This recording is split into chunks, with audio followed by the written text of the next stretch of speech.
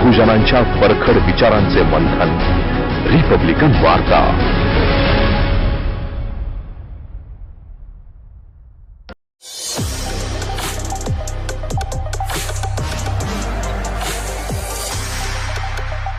नमस्कार दर्शक, आपण पाहत आहात रिपब्लिकन वार्ता महाराष्ट्र सुपरफास्ट बातमीपत्र.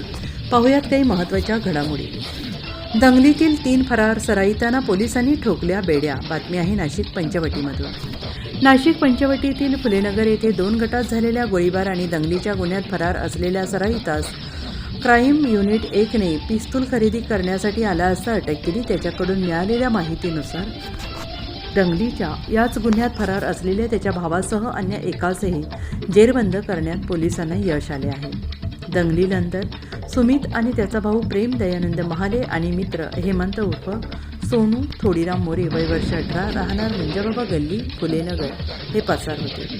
त्यांचा पंचवटी पोलिसांकडून शोध सुरू असतानाच प्रेम आणि हेमंत हे पेटाफाटा परिसरात असल्याची माहिती प्रवीण वाघमारे यांना कळाली.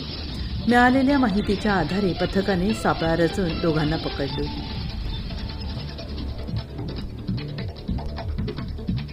आपण वळतो आहोत पुढील बातमीकडे. लोकसभा निवडणूक मार्चमध्ये 7 ते 8 टप्प्यात मतदान.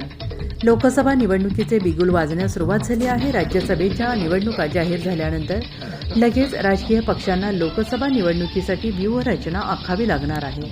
देशभरात लोकसभा निवडणूक 2024ची उत्कंठा वाढली आहे. सत्ताधारी भाजपपासून सर्वच पक्ष आणि विरोधी पक्ष निवडणुकीच्या तयारीला लागले आहेत. लोकसभा निवडणूक कधी जाहीर होणार याची राजकीय पक्ष वाट पाहत आहेत. मात्र त्यांची ही प्रतीक्षा लवकरच संपण्याची चिन्हे आहेत.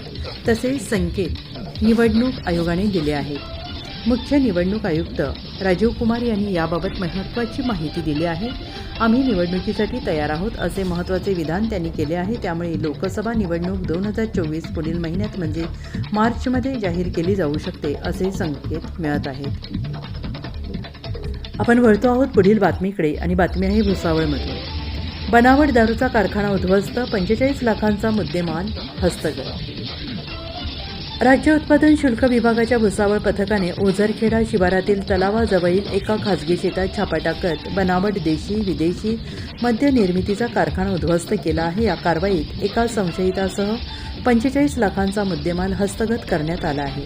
राज्य उत्पादन शुल्क विभागाचे आयुक्त विजय सूर्यवंशी, संचालक प्रसाद सुर्वे, विभागीय उपायुक्त उषा बर्मा, अधीक्षक जळगाव डॉक्टर VT भुकण यांच्या मार्गदर्शनाखाली विभागीय निरीक्षक सुजित कपाटे यांच्या पथकाने गुरुवारी तालुक्यातील ओझरखेडा शिवारातील तलावाजवळील खाजगी शेतात अवैधरित्या बनावट देशी दारूचा कारखान्यावर कारवाई केली.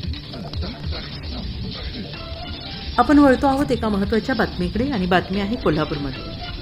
आता मातोश्री उदास हवेली, डरकाळी नव्हे तर फक्त रडण्याचा आवाज येतो. मुख्यमंत्री एकनाथ शिंदे. महाअधिवेशनातून मुख्यमंत्री एकनाथ शिंदे यांनी उद्धव ठाकरे यांच्यावर सडकून टीका केली. बाप चोरला पक्ष चोरला सातत्याने एकच आरोप उद्धव ठाकरे करत आले. बाळासाहेब ठाकरे कुणा एकट्याची मक्तेदारी नव्हती. बाळासाहेब हे तमाम शिवसैनिकांसाठी दैवत होतं. त्या दैवताचं पुण्य तुम्ही विकून टाकलं असं म्हणत मुख्यमंत्री एकनाथ शिंदे यांनी उद्धव ठाकरे यांच्यावर जोरदार हल्लाबोल केला. तर बाळासाहेब यांचं वास्तव्य असताना मातोश्री पवित्र मंदिर होतं, आता उदास हवेली झाली आहे. मातोश्रीमधून आता डरकाळी नाही तर रडण्याचा आवाज येतो असं म्हणत मुख्यमंत्री एकनाथ शिंदे यांनी उद्धव ठाकरे यांच्यावर जोरदार घणाघात केल्याचे पाहायला मिळाले. पुढे ते असेही म्हणाले की उद्धव ठाकरे दिसतात तसे नाही, त्यांच्या चेहऱ्यामागे अनेक चेहरे लपले आहेत. तुमच्यावर आलेली संकट आम्ही छातीवर घेतली आहेत. माझ्याकडे खूप गोष्टी आहेत, ज्या वेळेला बोलायची वेळ येईल तेव्हा मी बोलेन असा इशाराही शिंदेंनी उद्धव ठाकरे यांना दिला आहे. वळूया पुढील बातमीकडे. बातमी आहे अकोलामधून. वाहनाचा कट लागला म्हणून रागाच्या भरात थेट तरुणाला संपवलं. वाहनाचा कट लागल्याच्या क्षुल्लक कारणातून एका तरुणाची हत्या केल्याची धक्कादायक घटना समोर आली आहे. अकोला जिल्ह्यातील हिवरखेड पोलीस स्टेशन हद्दीतील दानापूर गावात दिनांक 16 रोजी रात्रीच्या सुमारास ही घटना घडली आहे. देवानंद उत्तम तायडे वय वर्ष 28 असं हत्या झालेल्या तरुणाचं नाव आहे. लाठ्याकाठ्यांनी देवानंदवर हल्ला करत त्याची हत्या करण्यात आली. या प्रकरणी हिवरखेड पोलिसांनी तात्काळ कारवाई करत गुन्हा दाखल केला असून मारेकरांचा शोध आणि पुढील तपास पोलीस करत आहेत. मात्र किरकोळ वादातून झालेल्या या हत्येमुळे परिसरात एकच दहशत पसरली आहे. वळूया पुढील बातमीकडे आणि बातमी आहे सांगलीमधून.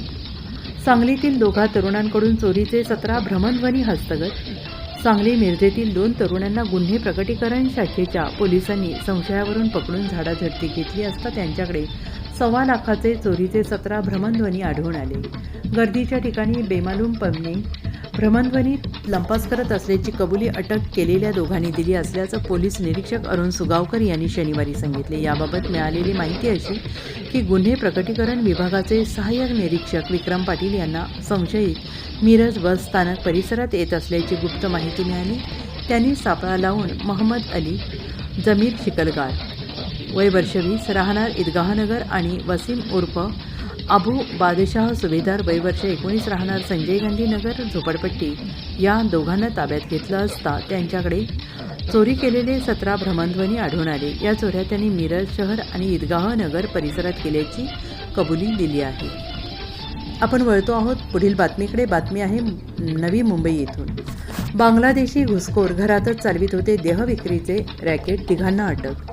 नवी मुंबई तळोजा फेज 1 मधील एव्हरशाईन सोसायटीमधील एका फ्लॅटमध्ये देहविक्रय करण्यासाठी अल्पवयीन मुलींचा वापर केला जात असल्याची माहिती अनैतिक मानवी वाहतूक प्रतिबंधक कक्षाचे वरिष्ठ पोलीस निरीक्षक पृथ्वीराज घोरपडे यांना त्यांच्या सूत्रांकडून मिळाली होती. त्यानुसार घोरपडे यांनी वरिष्ठांच्या आदेशाने बनावट ग्राहक पाठवून प्राप्त माहितीची खातरजमा करून घेतली. त्यानंतर या ठिकाणी छापा टाकून मोहिनूर इस्माईल मंडल वय वर्ष 35, मोहिनी उर्फ डॉली मोहिनूर मंडल वय वर्ष 27 आणि समोन धातून शेख वय वर्ष 25 या तिघांना ताब्यात घेतले. तसेच या ठिकाणी देहविक्रय करण्यासाठी डांबून ठेवलेल्या एका अल्पवयीन मुलीची सुटका केली.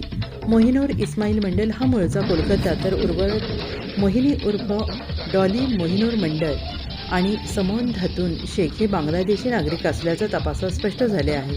आरोपींच्या विरोधात तळोजा पोलीस ठाण्यात अनैतिक व्यापार प्रतिबंधक कायदा कलम 1956, कलम 345 सह पॉस्कोसह भारतीय पासपोर्ट अधिनियम कलम 3A 6A सह विदेशी नागरिक अधिनियमातील कलम 14A अन्वये गुन्हा दाखल केला आहे.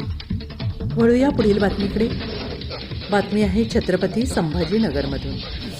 मराठा क्रांती मोर्चाचे केंद्रीय अर्थ राज्यमंत्री डॉक्टर भागवत कराड यांच्या कार्यालयासमोर आंदोलन. छत्रपती संभाजीनगर. मराठा समाजाला टिकणारे आरक्षण द्यावे आणि मराठा आरक्षणाचे नेते मनोज जरांगे पाटील यांच्या प्रकृतीची काळजी घ्यावी या मागणीसाठी मराठा क्रांती मोर्चाचे वतीने आज सलग 3ऱ्या दिवशी मंत्र्यांच्या संपर्क कार्यालयासमोर निदर्शने करण्यात आली. शनिवारी केंद्रीय अर्थ राज्यमंत्री डॉक्टर भागवत कराड यांच्या अजबनगरातील संपर्क कार्यालयासमोर मराठा समाजाच्या कार्यकर्त्यांनी ठिय्या आंदोलन केले. मराठा समाजाचा ओबीसीमध्ये समावेश करून कुणबी प्रमाणपत्र देण्यात यावे, सगळे सोयऱ्यांचा कायदा करावा या मागणीसाठी मराठा आरक्षणाचे नेते मनोज जरांगे पाटील हे 10 फेब्रुवारीपासून अंतरबली सराटी येथे उपोषण करत आहेत. अन्न पाणी त्याग केल्यामुळे मनोज जरांगे पाटील यांची प्रकृती खालावली आहे. त्यामुळे सकल मराठा समाज संतप्त झाला आहे. मराठवाड्यात विविध ठिकाणी सुरू असलेल्या आंदोलनाला हिंसक वळण लागत आहे.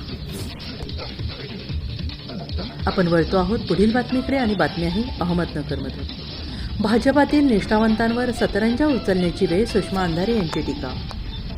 काँग्रेस राष्ट्रवादीतून गेलेल्यांना भाजपात न्याय मिळतोय, मात्र भाजपातील निष्ठावंतांवर सतरंजाच उचलण्याची वेळ आली आहे. घरचे उपाशी आणि बाहेरचे तुपाशी अशी सध्या भाजपातली परिस्थिती आहे.